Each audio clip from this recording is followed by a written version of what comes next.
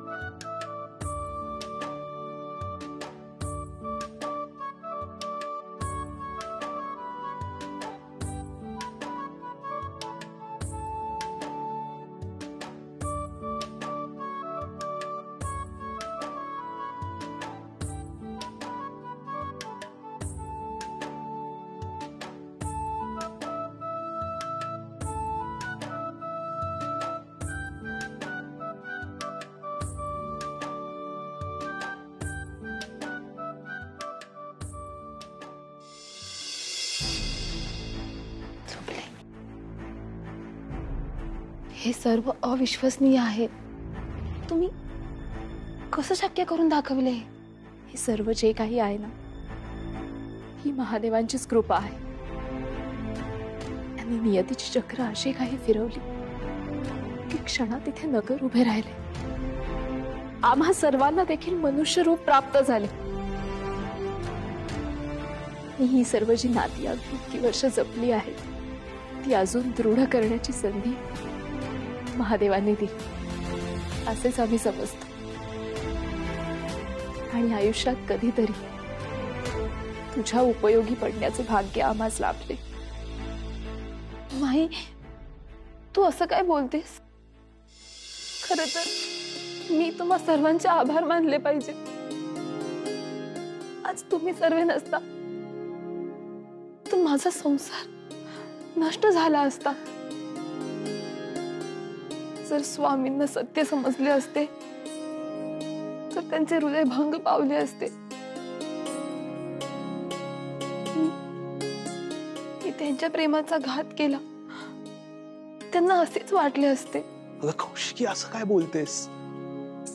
आमचं तुझ्याशी असलेलं नातं इतकं कमकुवत आहे का? आमचे तुझ्या प्रती काहीच कर्तव्य नाही का? खरे तर तुझे आभार मानावे तितके कमीच.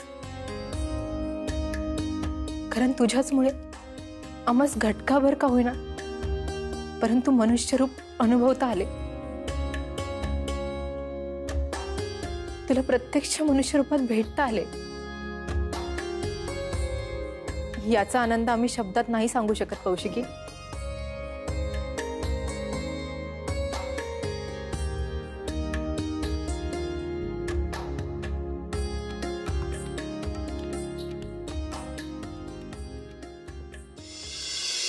कौशिकी आणि जावई बापू, तुम्ही वरचे वर आम्हास भेटण्यासाठी येत जा.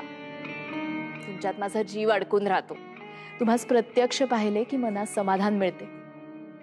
माई, तुमचे मन तुमच्या प्रसादापेक्षा देखील विशाल आहे.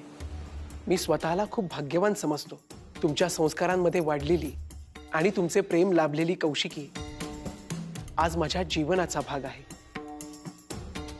माई, इथून निघण्यापूर्वी मला एक अत्यंत महत्त्वाचे कार्य पार पाडावयाचे आहे.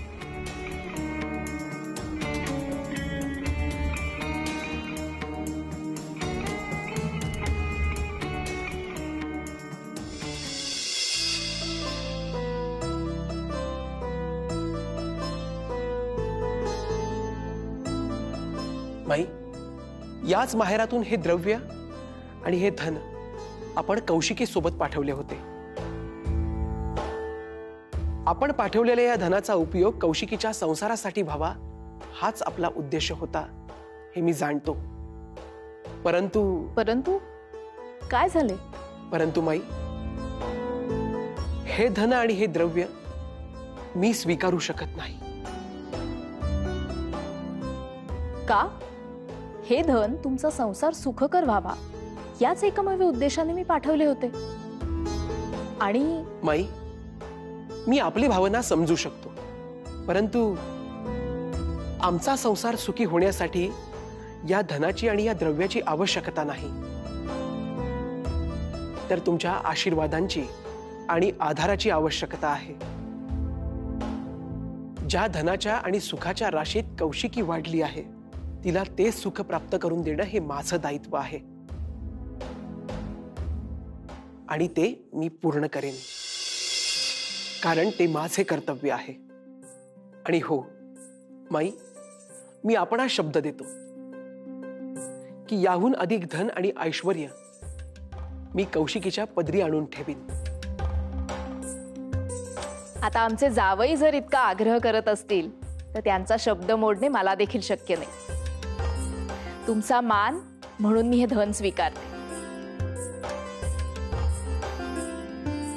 परंतु पुढे कधीही कसलीही आवश्यकता भासली तर निसंकोचपणे आठवण काढा.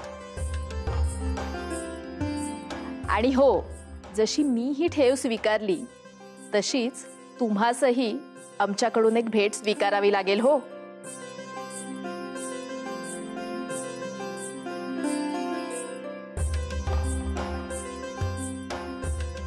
विवाहानंतर आज प्रथमच आमची पुत्री आणि जावई घरी आले आहेत. त्याची आठवण म्हणून तुम्हासी रुद्राक्षाची माळ मी देऊ इच्छिते. याचा स्वीकार करावा.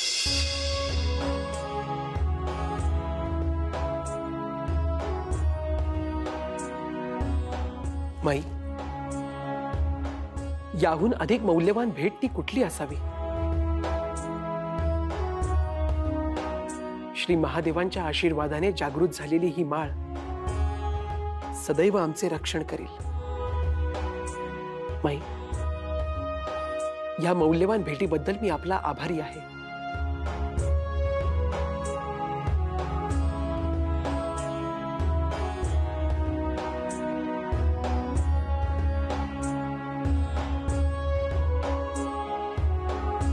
आणि हो, विवाह पश्चात प्रथमच आला आहात, त्यामुळे गुरु चंद्रसेन यांचे अवश्य दर्शन घ्या. त्यांनाही तुम्हाला भेटून खूप हर्ष होईल. होय माई, हे अगदी माझ्या मनातलं ओळखलंस तू. बाई, आता येतो आम्ही, अन्यथा पोहोचेपर्यंत विलंब होईल. पुत्री, कधी आठवण आली तर येत जा आपल्या माहेर. नमस्कार करतो. आयुष्यमान भव. चला.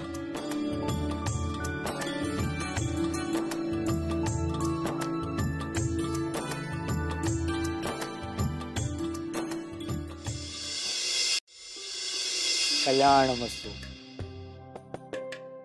कौशिकी, कल्पवसू, तुम्हा दोहोंचा प्रसन्न चेहरा पाहून माझ्या मनात आनंदाचे जणू उधाण आले आहे. तुम्हा दोघांचा संसार रूपी रथ असाच उत्तरोत्तर प्रगती करत राहू अशी मनोमन प्रार्थना करतो. गुरुवर्य, आपले संस्कार आणि शिकवण याचा उच्चार कौशिकी सतत करीत असते. तिच्या आचरणामध्ये आपले अस्तित्व अगदी अनन्यसाधारण आहे. नाही कल्पवसू, आपण सर्व केवळ निमित्त आहोत. या सर्व खेळाचा करता करविता धनी तर साक्षात महादेव आहेत. गुरुदेव, माझ्या मनी एक शंका आहे. शंका? कसली पुत्री? माझा विवाह असा व्हावा, माझ्या स्वामींशी माझा संसार प्रारंभित व्हावा, ही सर्व योजना तर तुमची होती ना? ओम नमः शिवाय. ओम नमः शिवाय.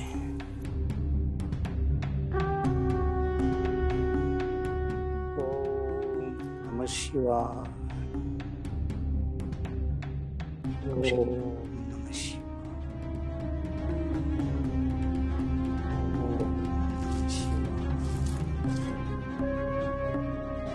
ओम नमः शिवाय.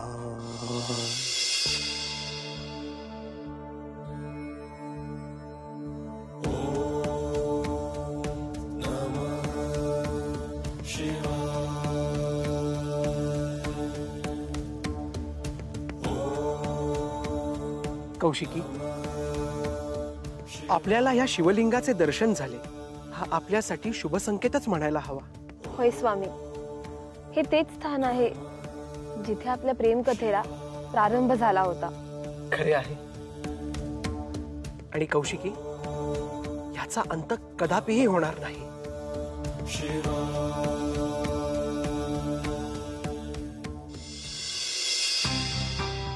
हे काय कौशिकी? माझी झोळी कुठे राहिली? अहो, असं काय करताय? तुमच्याकडेच तर होती.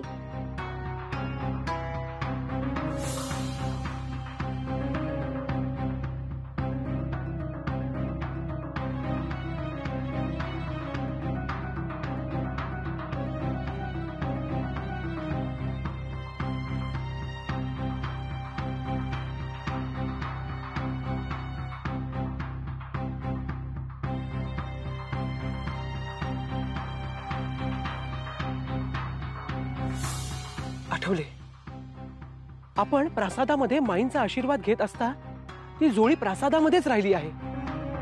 कौशिकी, आपल्याला तेथे जाऊन ती झोळी आणावयास हवी. काय? परंतु त्या झोळीतले सगळे माणिकरत्न तुम्ही त्यांना परत दिले. आता कशाला हवी आहे ती झोळी? त्यापेक्षा आपण आपल्या मार्गाने जाऊया ना. कौशिकी, असे काय करते आहेस? माईंनी आपल्याला त्या झोळीमध्ये रुद्राक्षाच्या काही माळा दिल्या आहेत. श्री महादेवांच्या आशीर्वादाने त्या माळा जागृत आहेत. त्या माळा जर आपण आपल्या सोबत घेतल्या नाही तर तो आपल्यासाठी चांगला संकेत नसेल. चल. ओम नमः शिवाय.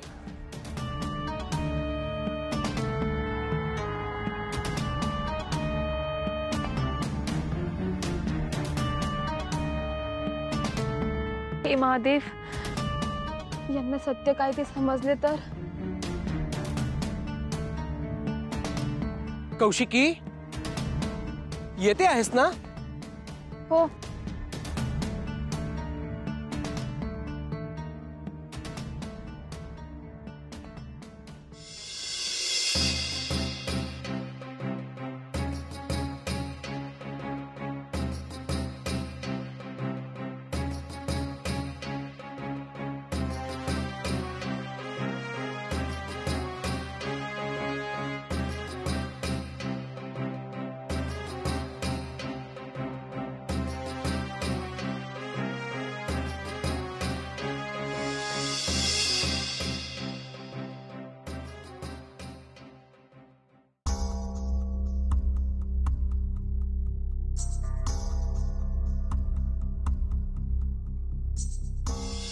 कौशिकी, हे सारे काय होते? ही कोणती किमया आणि ही कोणती माया? जे काही मला दिसले, जे काही मी अनुभवले, ते सारे सत्य नव्हते. बोल कौशिकी, बोल. तुला सांगावं लागेल.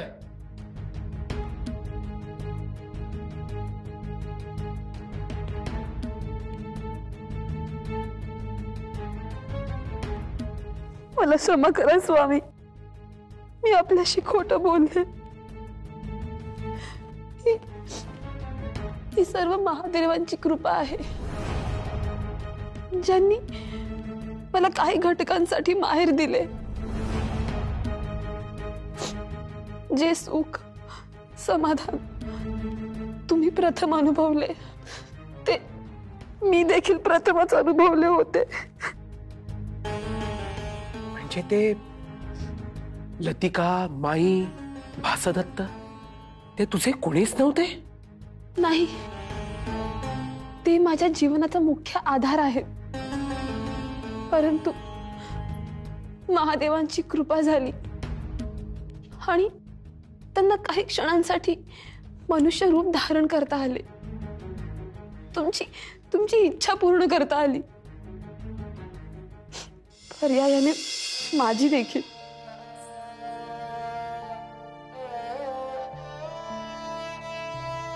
कौशिकी, तुला ठाऊक नाही तू किती भाग्यवान आहेस, आपण किती भाग्यवान आहोत.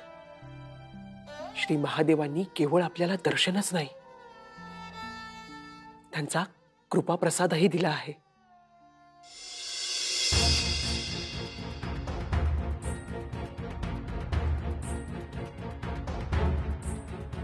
याहून दुसरे सौभाग्य ते काय असावे? हेच खरे ऐश्वर्य आहे.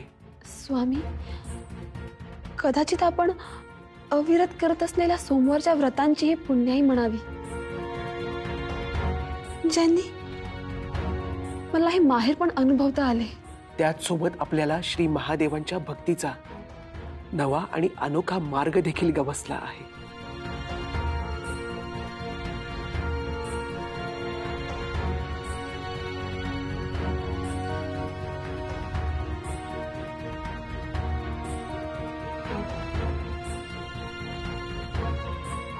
यापुढील प्रत्येक सोमवारी मी महादेवांसोबत ह्या माळेचेही पूजन करेन.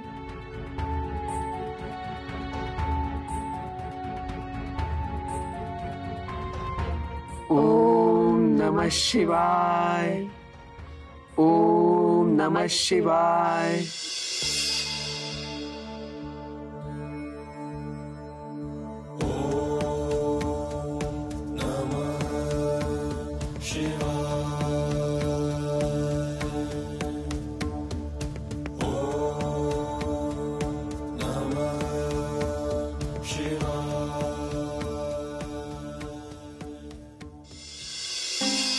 ओम नमः शिवाय. ओम नमः शिवाय. ही होती माऊली सोमवारच्या व्रताची कथा. आपण कुठलाही स्वार्थ मनात न धरता ईश्वराची भक्ती करावी, महादेवांना शरण जावं. म्हणजे कितीही बिकट परिस्थिती आली तरी ते आपल्याला मार्ग दाखवतीलच. आपल्या घराच्या, आपल्या अपत्याच्या उन्नतीसाठी, आपल्या सौभाग्याच्या संपन्नतेसाठी प्रत्येकानं हे व्रत निश्चितपणे करावं. असो, भेटूया पुढल्या भागात अशीच एखादी रंजक कथा घेऊन. तोवर उतू नका, मातू नका, घेतला वसा टाकू नका.